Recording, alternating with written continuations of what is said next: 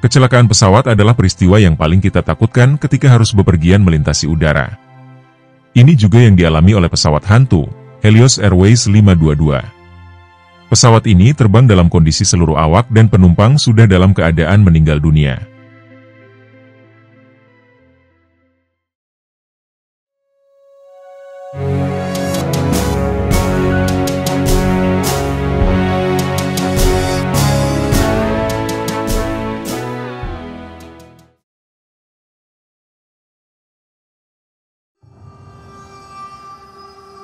Helios Airways adalah maskapai penerbangan yang pernah beroperasi di Siprus.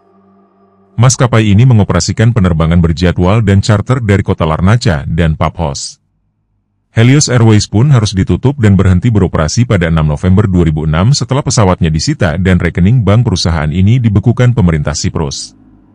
Hal tersebut bukan tanpa alasan. Helios Airways dikenal karena kecelakaan pesawatnya yang jatuh di Yunani pada 14 Agustus 2005 dan menewaskan 121 orang di dalamnya. Ini menjadi bencana penerbangan paling mematikan dalam sejarah Yunani.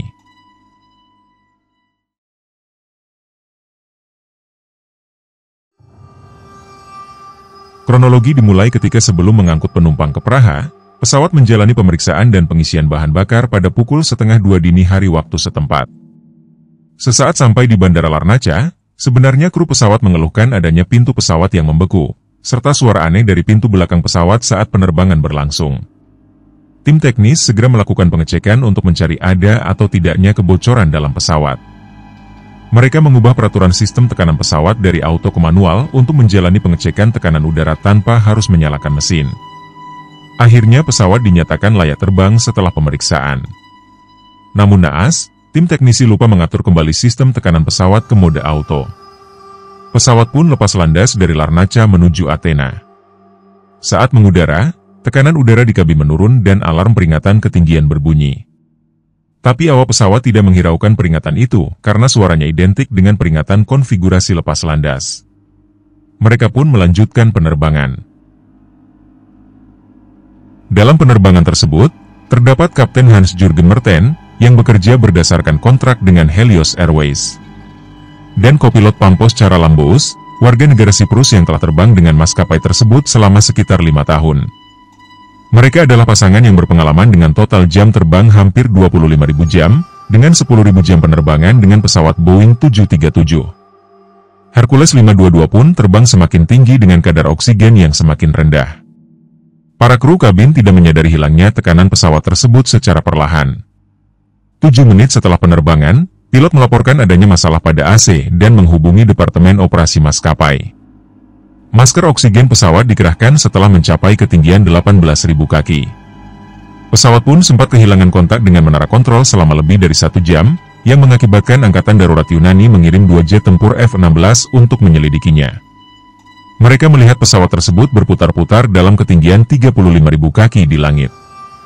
Pilot pesawat tempur pun menerbangkan pesawatnya mendekati Hercules 522, dan melihat bahwa seluruh penumpang telah tidak sadarkan diri, dengan masker oksigen menggantung di atas kepala mereka.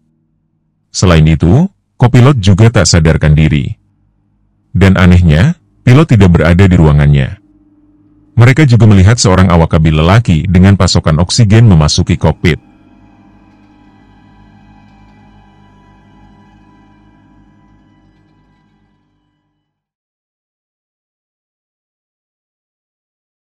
Para kru pesawat dan penumpang tidak sadarkan diri satu persatu, meskipun beberapa orang sudah menggunakan masker oksigen.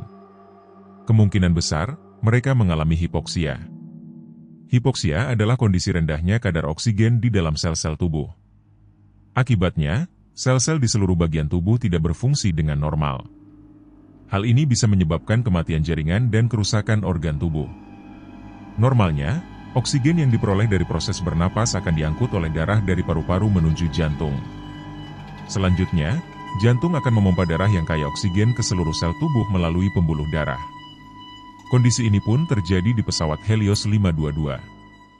Pasokan oksigen di pesawat tersebut terus menurun secara signifikan selama 12 menit yang menyebabkan orang-orang di dalamnya tidak sadarkan diri.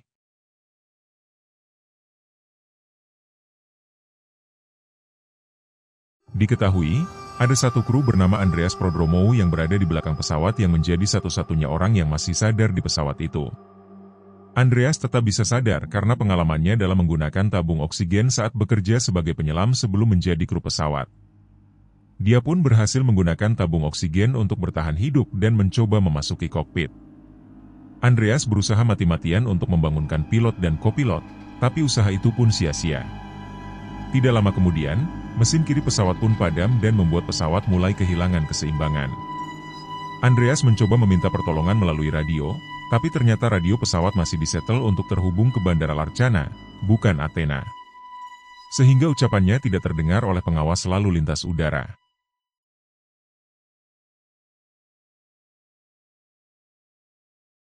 Setelah mesin kiri padam, mesin kanan pun kemudian mati akibat kehabisan bahan bakar. Andreas diperkirakan mencoba membelokkan pesawat itu keluar Athena agar tidak ada korban jiwa di darat. Pesawat Helios 522 pun tidak terselamatkan. Pesawat itu jatuh di daerah perbukitan di Gramatiko, tepat di luar Athena. Seluruh orang di dalam pesawat, yang terdiri dari 115 penumpang dan 5 kru, meninggal pada saat itu juga. Jatuhnya Helios 522 menjadi kecelakaan udara terburuk dalam sejarah penerbangan Yunani.